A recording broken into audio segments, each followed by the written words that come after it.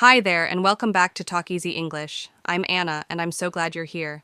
This is your safe space to slow down, speak up, and learn English like you feel it, not like you study it. Let me ask you something. Have you ever wanted to say something in English, and instead, your brain starts having a full conversation in your native language first? You stand there. The moment is right. The words are almost ready. But then your brain says, wait, let's translate that first, word by word. And by the time you've built the sentence, it's too late. The person is gone. Or maybe you just smile and say nothing. Yeah, I know that feeling. I've been there. And not because I didn't know English, but because I didn't trust myself to feel it and speak from that place. Today's story is about that moment, the one between knowing and saying, between thinking and connecting, and how translating something we think helps us might actually be the thing that's slowing us down. We're going to unpack why we do it. I'll give you tools to stop doing it. And by the end of this episode, you might just stop translating forever and start speaking like it's part of who you are. But before all that, let me tell you about a woman I met in a tiny coffee shop. She didn't say much. In fact, she almost didn't say anything at all. But when she did, it changed the way I understood English. Let's begin there.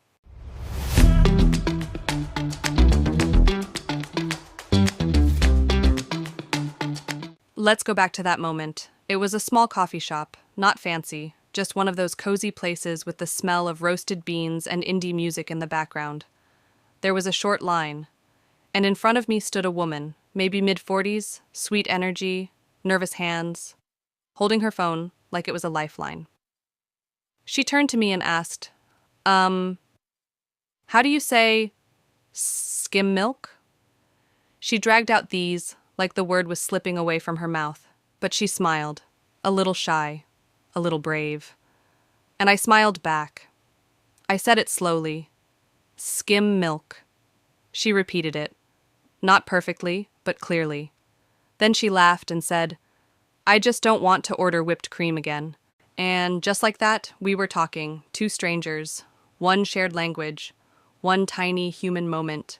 She didn't use advanced grammar, she didn't quote a textbook, but she was real. And that made her unforgettable. That's when something clicked for me. She wasn't translating.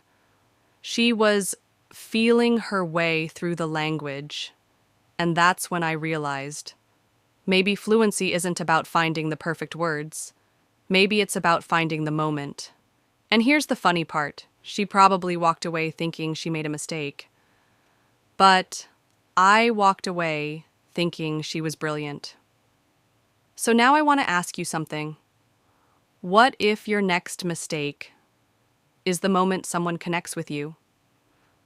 And what if the reason your English feels stuck isn't because of your English, but because of your habit of translating? Coming up, I want to show you why translating, even though it feels helpful, might actually be holding you back. And once you see it, you'll never unsee it. Let's talk about what actually happens when you translate in your head, not emotionally, scientifically. Because once you understand it, you'll realize you were never slow. You were just running the wrong system. Here's the thing. When you hear something in English and your brain immediately starts converting it into your native language, then rearranging it back into English to reply. That's 3 mental steps for every sentence. 3. Input, translate, output. It's like trying to text someone by writing on paper first, then typing it, then hitting send. Sounds exhausting, right? Now imagine doing that in a fast-moving conversation. Yeah, no wonder you freeze. And here's the emotional side of it. The more you translate, the more you second-guess. You don't just ask, what do I say? You start asking, is this the right word? Will they understand? Do I sound stupid? And suddenly, you're not just translating words. You're translating yourself out of the moment. But here's the wild part. Your brain is actually built for direct connection. When you were a child, you didn't translate anything. You just looked at something, heard the word, and connected the two. No middleman, no stress. So, let me ask you, what if speaking English could feel more like remembering and less like solving a puzzle? And what if the secret to fluency isn't speaking faster, but thinking simpler? Coming up, I'll show you what real English sounds like, not textbook English, but the kind that lives in coffee shops, bus stops, and real conversations. Because when you start to feel the language instead of fighting with it, everything changes. Let's talk about what actually happens when you translate in your head. Not emotionally, scientifically. Because once you understand it, you'll realize you were never slow. You were just running the wrong system. Here's the thing. When you hear something in English and your brain immediately starts converting it into your native language, then rearranging it back into English to reply, that's 3 mental steps for every sentence. 3. Input, translate, output. It's like trying to text someone by writing on paper first, then typing it, then hitting send. Sounds exhausting, right? Now imagine doing that in a fast-moving conversation. Yeah, no wonder you freeze. And here's the emotional side of it. The more you translate, the more you second-guess. You don't just ask, what do I say? You start asking, is this the right word? Will they understand? Do I sound stupid? And suddenly, you're not just translating words. You're translating yourself out of the moment. But here's the wild part. Your brain is actually built for direct connection. When you were a child, you didn't translate anything. You just looked at something, heard the word, and connected the two. No middleman, no stress. So let me ask you, what if speaking English could feel more like remembering and less like solving a puzzle? And what if the secret to fluency isn't speaking faster, but thinking simpler? Coming up, I'll show you what real English sounds like, not textbook English, but the kind that lives in coffee shops, bus stops, and real conversations. Because when you start to feel the language instead of fighting with it, everything changes. So here's something nobody told me in school. Real English doesn't sound like the textbook. It sounds like life. Textbook English is neat, polished, full of perfect grammar and formal phrases. But real English? It's full of pauses. It's full of feeling. And sometimes it's full of, and whatever. And what I forgotten. Let me show you what I mean. Textbook says, I am feeling quite exhausted today due to insufficient sleep. Real English says, man, I'm wiped. Didn't sleep last night? I'm so tired I could sleep standing up. And here's the best part. Both are English, but only one of them helps you connect. When you're talking to someone, they don't care if your sentence is perfect. They care if you're present. They care if you're real. Think about it. Have you ever had a conversation where you said all the right words, but it still felt wrong? Like robotic? It's because the words were there, but the feeling was missing. Now flip that. Have you ever stumbled through a sentence, maybe made a few grammar mistakes, but the other person smiled and totally understood you? That's real English, because connection doesn't need perfection. It needs honesty, and maybe a little laughter. So here's a question. What's one thing you'd love to say in English, but you're holding back because you don't know how to say it perfectly? Hold that thought. We're going to use it soon. Coming up next, I'll show you how to replace translation with something way more powerful. Something simple. Something human. And once you learn it, you'll never go back to word-for-word thinking again. So, if we're not translating, what are we doing? We're feeling, we're connecting. And believe it or not, you already have the tools to do this. Let me show you 3 simple techniques that helped me stop translating and start living in English. Here's the first one. 1. Think in pictures. When you hear the word apple, think apple, red, crunchy, sweet. See it in your mind, not the translation, the thing. Because when your brain links English directly to meaning, not to your first language, you speak faster, more freely. Try it now. Picture coffee. Now say, I need coffee. That's it. That's real English thinking. No step in between. Second trick? 2. Speak in chunks. Stop memorizing single words. Start learning groups of words, phrases people actually use. Instead of just coffee. Learn, can I get a coffee? No sugar, thanks. To go, please. These are units. You don't have to build them, you just use them. Think of it like this. Words are bricks. Chunks are full walls. Why build from scratch when you can just use the wall? Okay, one more. 3. Connect through emotion. Language isn't just about meaning, it's about feeling. Say things that matter to you, even if they're simple, like, I'm tired today. That made me smile, Tony. I'm nervous, but I'll try. These aren't just practice lines, they're your voice. Because when you say something that feels true, your brain stops correcting and starts expressing. Now let me ask you, which one of those 3 feels easiest for you? And which one will you try this week? Write it down. Speak it out. And keep it with you. Next, we're going to practice using these ideas in real-life sentences, not boring grammar drills. Just you, me, and the kind of English that makes people lean in. All right, let's bring it to life. You've got the tools. Now, let's practice using them the way English was meant to be used, with feeling. Here's the situation. It's 8 a.m.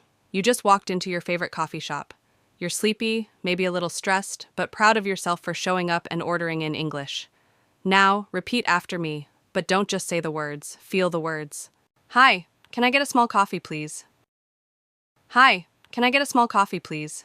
Hi, can I get a small coffee, please? To go, no sugar. To go, no sugar. To go, no sugar. Thanks, that's all. Thanks, that's all. Thanks, that's all. Now let's go deeper. I'm a little nervous, but I'm speaking anyway. I'm a little nervous, but I'm speaking anyway. I'm a little nervous, but I'm speaking anyway. I don't know every word, but I'm trying. I don't know every word, but I'm trying. I don't know every word, but I'm trying. Today I want connection, not perfection. Today I want connection, not perfection. Today I want connection, not perfection. How did that feel? Were you thinking about grammar? Or did something shift in your voice like it belonged to you? Because here's a little secret. When you speak with emotion, people don't hear your mistakes. They hear your intention, and that's what makes them listen. Let's try one more set. Say these like they're true, because they are. I'm tired today. I'm tired today. I'm tired today. But coffee makes me smile. But coffee makes me smile. But coffee makes me smile. I showed up, that matters. I showed up, that matters. I showed up, that matters. These aren't textbook lines, they're human ones. And sometimes the most powerful English is the kind that sounds like you. So, here's your question. Which one of these lines would you actually use in your real life? Write it down, say it out loud today. And if it feels awkward at first, that's okay. It means you're growing. Next up, we're going to talk about the most common mistakes people make when they're trying to stop translating, and how to flip them into progress. This might be the part that saves you months of frustration. So let's be real. This journey isn't perfect. Even when we try not to translate, our old habits sneak back in. And that's okay. Because today, we're going to talk about the most common mistakes learners make and how to flip them. Here's the first one. Mistake number 1, trying to sound impressive. You want to say something simple like, I need help. But your brain says, no, let's make it fancier. I require assistance in this current situation. It sounds smart, but it's not you. Flip it by choosing clarity over complexity. Say what you mean, simply. Now here's another one. Mistake number 2. Overthinking the grammar before you speak. You freeze. You pause. You go silent. Why? Because you're trying to build the perfect sentence in your head before your mouth even opens. Flip it by giving yourself permission to speak messy. Not wrong, just human. Say it as it comes, adjust later, and this one's big. Mistake number 3, correcting yourself too much while speaking. You say, no, I went to the, By the time you finish, the moment's awkward. Flip it by focusing on flow over perfection. People understand you, even when the grammar isn't perfect. Here's a trick. Most native speakers don't even notice small grammar slips. You know what they notice? Your tone, your face, your intention. So ask yourself, are you aiming to be impressive or to be understood? Because here's the truth. Every time you say something imperfect, but honest, your English grows stronger, not weaker. And coming up, we'll talk about how native speakers actually speak. The little words, the shortcuts, the broken sentences. You'll see just how imperfect real English really is. And once you see that, you'll stop trying to sound like a textbook and start sounding like yourself. Let's flip the script for a second. You've spent so much time trying to speak like a native speaker. But have you ever actually listened to how native speakers talk? I mean really listened, because here's the truth. Most native speakers don't sound like grammar books. They don't speak in full polished sentences. They pause, they restart, they forget words. They say stuff like, I was gonna grab a thing, but then that's English. Real English. So here's what native speakers do and what you should absolutely feel free to do too. First, they use shortcuts. Wanna instead of want to. Gonna instead of going to. Lemme instead of let me. And no one corrects them. Because that's how people talk when they're relaxed. Second, they don't panic when they forget a word. They point. They describe. They say, that thing, the round one with the lid. And people get it. No shame, no stress. Third, they make mistakes. Yes, native speakers mess up tenses, mix up words, even use ain't in casual speech. And guess what? They just keep going. So why are you trying to sound like a perfect robot when even native speakers don't? Let me ask you, what's one thing you've heard a native speaker say that surprised you? Was it a strange phrase? A shortcut you didn't expect? Start collecting those moments, because that's the English that will actually help you connect. And next, we're going to use all of this, everything you've learned so far, and give you a simple mission to try in the real world. Yes, out loud, in front of real people. And I'll be right here cheering you on. Okay, friend. Now it's your turn. Let's take everything you've learned in this episode and try something real. Here's your daily mission. Simple, powerful, and yes, a little scary. But the good kind of scary.